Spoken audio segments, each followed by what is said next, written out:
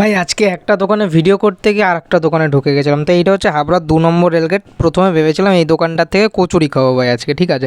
তারপর যেতে যেতেই একটা কাকা ডাক দিল এই দোকানটার থেকে। তো আমরা চলে গেলাম দোকানের ভেতর, আর গিয়ে দেখি আলাদাই লেভেলের পোস্টার লাগানো হয় এইখানে। জাস্ট এগুলো একবার পড়ে নাও, সেই লেভেলের মজাদার কিন্তু পোস্টারগুলো ছিল ভাই। তো এখানে পড়ে যেগুলো বোঝা গেল যে 10 টাকার একবার যদি তোমরা পরোটা নাও তাহলে ভাই বারবার ওই তরকারি টরকারি চাওয়া যাবে না। 20 টাকায় ভাই 100 গ্রাম ছেঁড়া পরোটা দেয় এখানে, মানে পেটানো পরোটা যাই বলো না কেন সব কিছু দেয়। তার সাথে দেয় ভাই একটুখানি ঘুগনি, তরকারি বলতে ওই আর কি ঘুগনি আর কি, তার মধ্যে ছোটো ছোটো কয়েকটা আলু টালুও থাকে।